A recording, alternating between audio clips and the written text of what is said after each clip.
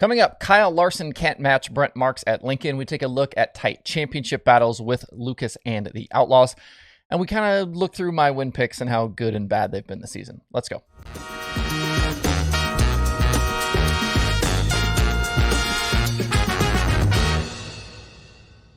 Today is Tuesday, June 28th, 2022. Welcome into Dirt Tracker Daily. I'm Justin Fiedler. The third round of Pennsylvania Speed Week is complete with Brent Marks picking up the win last night at Lincoln Speedway. It's not often you see Kyle Larson start on the pole of a sprint car race and get run down for the win, but that's exactly what Marks did. He started the feature from the 13th position, but was already fourth by lap 5, and then past halfway, he was basically right on Larson's tail tank, and he took the lead for good with 11 laps remaining.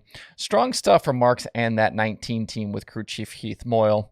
Larson settled for second with Anthony Macri rounding out the podium. It was a nice finish as well for Troy Wagaman, who ended up fourth after starting in second. A good run there for kind of a lower funded local team there. I was a little surprised by some of the names who weren't in the feature last night, including Freddie Raymer, Devin Borden, and Paul McMahon. None of those guys were able to move forward and grab a transfer spot in the night's B-Main. Headed to Grandview tonight, Macri leads the Pennsylvania Speed Week points over Marks and Justin Peck with 3 nights complete so far. Macri has 2 wins and a third in these first 3 nights, and the gap back to Brent Marks is 62 points.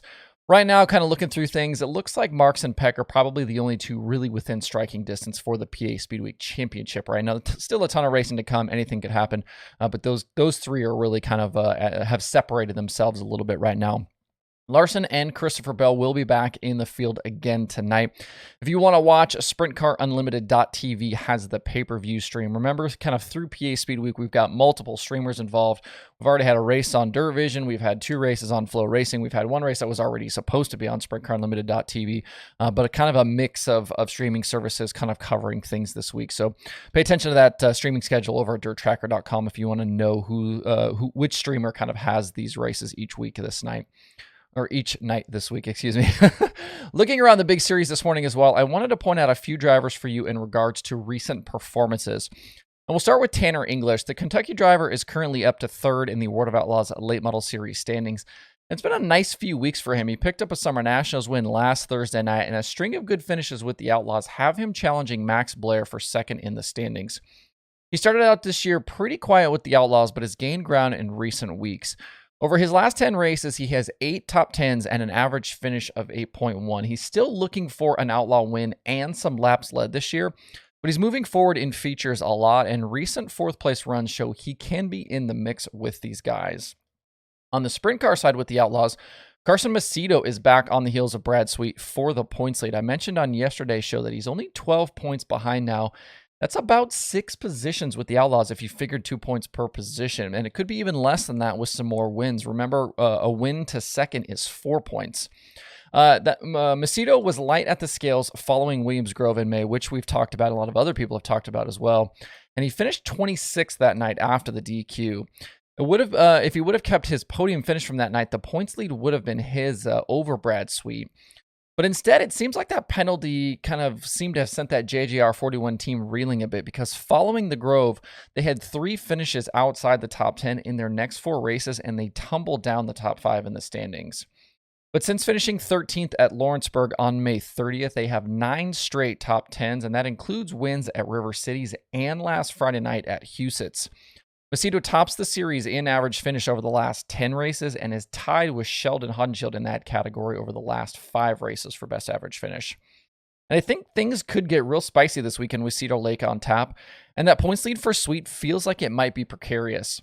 Macedo has 5 straight top 10s at the track, including 2nds in both races there last year. If you look at Sweet, though, incredibly, he has 5 straight wins at Cedar Lake. But that KKR 49 has not had the same pace this year with only the 1 win, and that was 21 races ago. I think this will be a good chance for Macedo to really turn up the heat for the Outlaw Championship. And speaking of those championships, the Lucas Oil Late Model Dirt Series is setting up for a good battle as well. Tim McCreadie has found his stride and is suddenly only 25 points behind Brandon Shepard. McCreadie's last 10 Lucas races include 9 top 10s, an average finish of 6.1, and 2 wins. Bishop hasn't been bad over that stretch, but McCreadie has just been better. These 2 drivers are both known for their consistency, so this will be something to keep an eye on in the coming weeks. And with USAC, Brady Bacon is all the way back to second in the standings after getting behind right away in Florida to start the year. Finishes of 15th and 16th at Bubba left him with a hole to climb out of in search of his third straight title. But that gap has all but disappeared.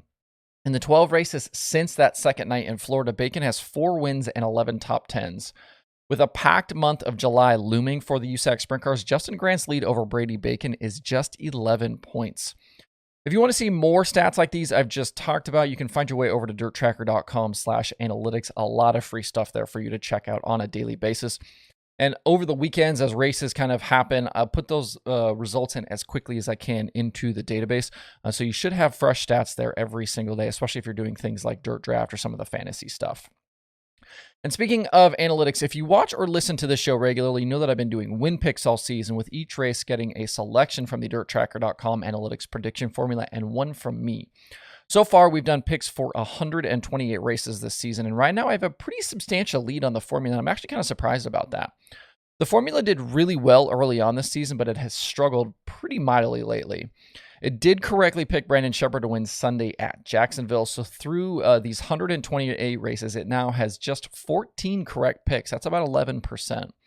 I had 3 correct selections over the weekend, including both Dennis Earp Jr. wins at Peevely and Tim McCreadie winning the Firecracker 100.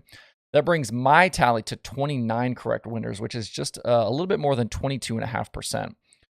I'll probably finish the season as is with the analytics prediction formula, but I have some ideas for that formula and kind of how it's built to make it better for the future. I toyed also with the idea of turning the win predictor live at dirttracker.com, but there are kind of some issues with it, most notably that the formula obviously doesn't know who's racing each night. And unless we wait until after teams have signed in, which isn't really a realistic, there isn't a way to just kind of have the formula choose from a certain set of available drivers. I do need to try and find a solution for that if it does eventually go live, though, because I think there's some good information on there, and it might be fun for you guys to be able to see that as well. There are 6 shows on the streaming schedule today. Dirt Vision has the Summer Nationals from Red Hill and Weekly Outlaw Carts from Millbridge. Speed Sport has Micros from Circus City and Action from Buena Vista. Sprint Car Unlimited has the Pennsylvania Speed Week show from Grandview, like I mentioned, and there is Flow Racing 24/7. To see the full daily streaming schedule with links to watch, visit dirttracker.com/watch tonight. That's it for the show today. Have a good Tuesday. If you have thoughts about the topics on today's show, please leave them in the comments below or tweet at me. Thanks everybody for tuning in. We'll see you tomorrow for more Dirt Tracker Daily.